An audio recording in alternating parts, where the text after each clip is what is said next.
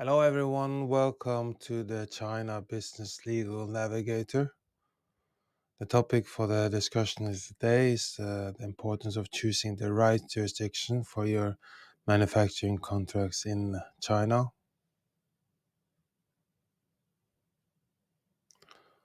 China's unparalleled rise as the world's manufacturing hub is attributed to its vast workforce, state-of-the-art infrastructure, and pro-business policies.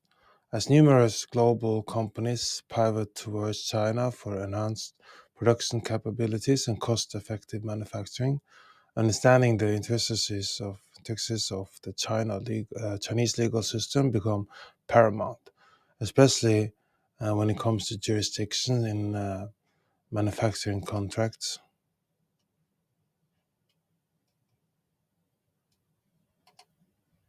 Why manufacturing contracts in China are crucial.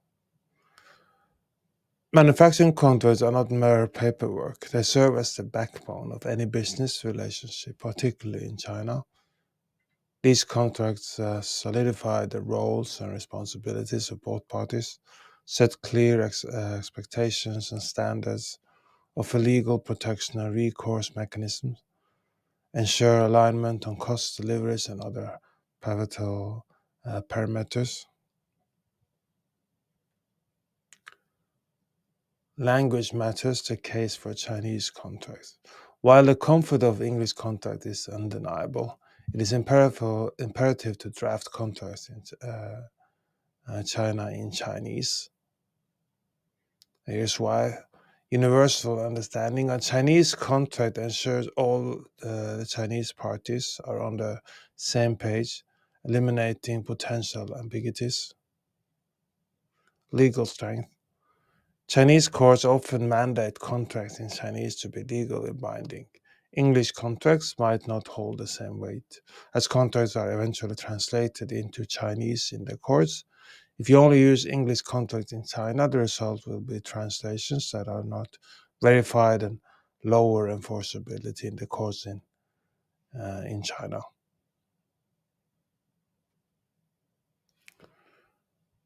Jurisdiction prioritizing Chinese courts. The heart of our discussion lies in choosing the right jurisdiction.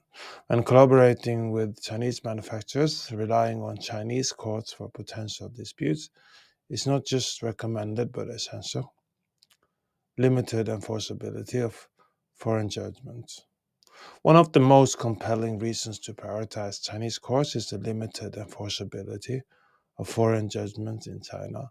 Historically, Chinese courts have been reluctant, or in general, you can say that Chinese courts are reluctant to recognize and enforce judgment from foreign courts. This means that even if a foreign business wins a lawsuit in its own home country, enforcing that judgment in China can be an uphill battle, often leading to redundant legal efforts and increased costs. Sovereign standpoint. China, like many other nations, values its sovereignty.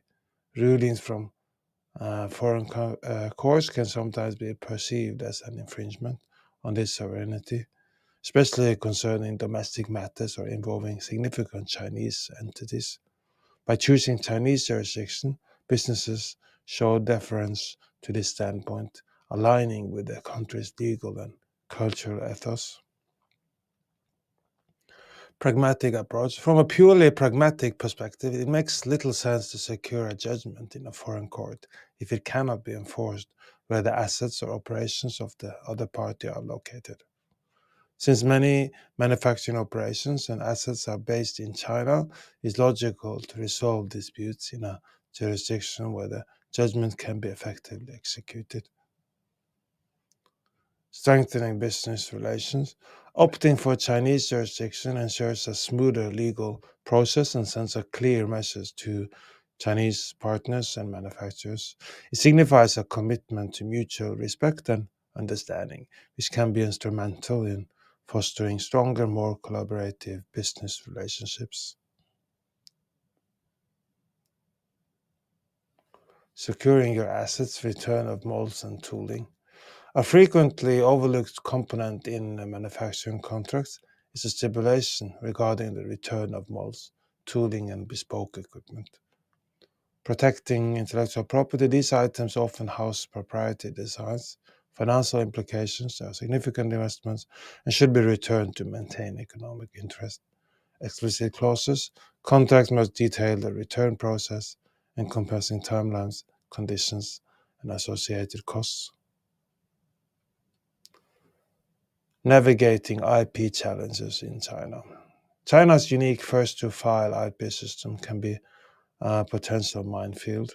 To safeguard your interest, contracts should recognize the nuances of the first-to-file approach, ensure swift IP registration in China, precisely um, outline the scope of the IP in the contract, limit the manufacturer's IP usage strictly to specified products, incorporate non-disclosure clauses, set forth stringent penalties for any breaches related to IP. Tapping into China's vast manufacturing potential is enticing for many businesses. However, the cornerstone of a successful and hassle-free venture lies in a meticulously drafted contract that emphasizes choosing the right jurisdiction. By prioritizing Chinese cores, ensuring contracts are in the native language, and safeguarding assets and IP, businesses can seamlessly navigate the complexities of the Chinese manufacturing landscape. Thank you for listening to China Business Legal Navigator. Contact us if you need legal help in China, help with background investigation of Chinese companies, protecting patents, trademarks, verification of contract, drafting of contracts, help to solve trade conflicts and IP issues in China, etc. If you require assistance and have further questions about our services, don't hesitate to contact our customer relationship manager, Erik Christensen, at janerik at ncbhub.com, janerik at ncbhub.com. You can also visit our website, ncbhub.com, ncbhub.com for more information. We look forward to hearing from you and helping your business succeed in China.